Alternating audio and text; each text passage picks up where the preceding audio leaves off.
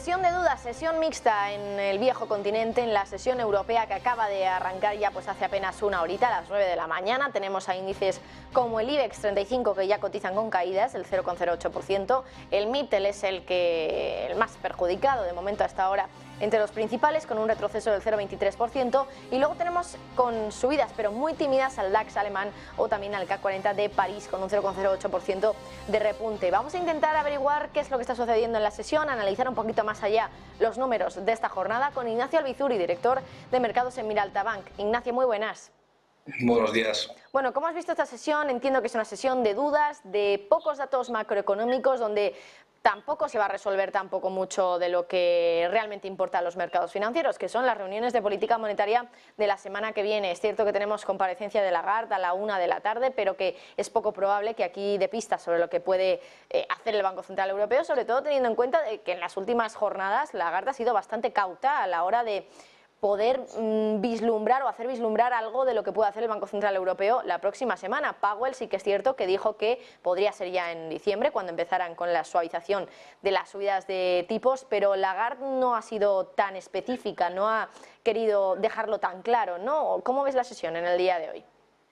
Hombre, esta semana es muy probable que no tengamos grandes movimientos. Ayer vimos cómo se animó algo el mercado asiático con la relajación de las medidas anti-COVID de China, pero está todo el mercado expectante y además coinciden con varios aspectos, que también en principio debería reducirse el volumen, la gente o los fondos cerrar los libros y ver menos actividad. Pero vamos a esperar a la semana que viene pues, datos muy concretos y luego también las valoraciones que podrán hacer respecto a las medidas que van a adoptar.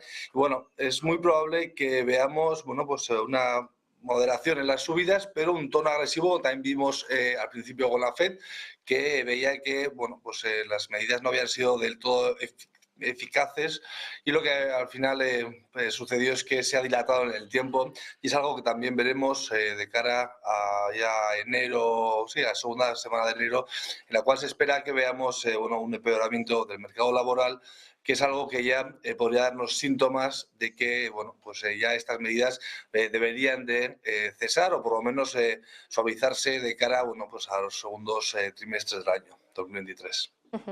Por cierto, hoy también estamos pendientes al petróleo, porque si miramos al Brent en el acumulado de este año ya está a punto de borrar todas las subidas y a eso se le suma pues los miedos a que haya recesión y por lo tanto eso también merme la demanda. ¿Cómo ves un poco el movimiento en los precios del petróleo, bueno, en el día de hoy, pero en definitiva lo que estarían descontando también de cara al año que viene? Sí, la verdad es que estamos esperando, como indicador económico adelantado, estamos esperando una caída de los precios y una relajación también en el sector energético. Sí que está sucediendo, hemos visto en otros sectores de materias primas y bueno, con la tensión que teníamos en el petróleo, al final lo que ha hecho es ya coger una tendencia o por lo menos una relajación, viendo cómo debemos incluso ceder algo más de terreno, incluso acercarnos a los $65 por barril.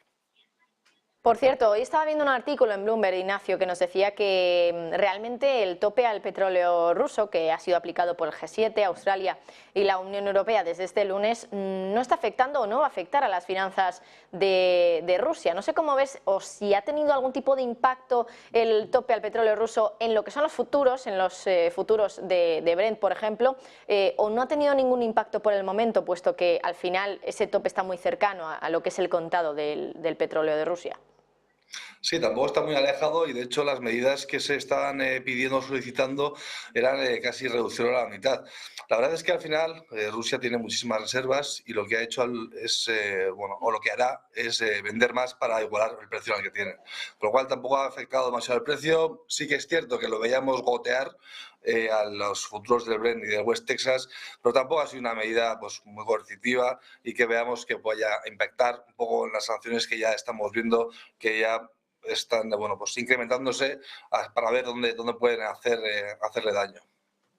Bueno, y por otra parte quería preguntarte o pedirte un comentario un poquito más profundo sobre lo que está haciendo hoy el IBEX 35. Estamos viendo como ya, bueno, en general todos los índices europeos se han dado la vuelta, no está subiendo ninguno, tenemos al DAX cayendo un 0,04, al CAC 40 que está ahora mismo plano, 0% de variación respecto al cierre de ayer, el IBEX que ya se deja en torno a un 0,3, el MIB el italiano casi medio punto porcentual, y si miramos al IBEX 35 vemos como compañías como Acciona, que es la que más baja en estos momentos, está ya cayendo un 2,5 prácticamente, le sigue Telefónica, 1,8, Solaria, Red Eléctrica, Endesa, compañías energéticas hoy también bastante afectadas en el selectivo español, y de las que suben, que son pocas, son 9 concretamente.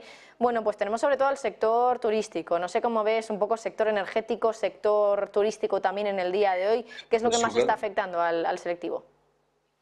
La verdad es que parece ser que el IBEX en muchos casos tiene vida propia, pero sí que es cierto que, bueno, que están siendo castigados ciertos sectores. También veíamos también como Telefónica no ha sido el mejor año, incluso Iberia, ¿no? Que es un valor que nos gusta mucho y lo tendríamos en cartera.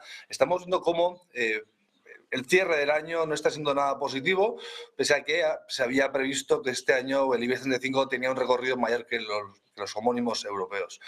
Por el momento van a ser cautos y esperar ver estas 2 semanas cómo cierra el año, ya de cara al primer mes del año, ver cómo van a ser las posiciones estructurales, que seguramente veremos movimientos con cierta fuerza. Bueno, pues Ignacio Albizure, director de mercados en Miraltabank, como siempre, muchísimas gracias por tu tiempo en este día que al final es un día festivo. Muchísimas gracias y que pases muy buena tarde. Igualmente, un saludo. Bueno, y nosotros vamos a repasar algunas de las otras noticias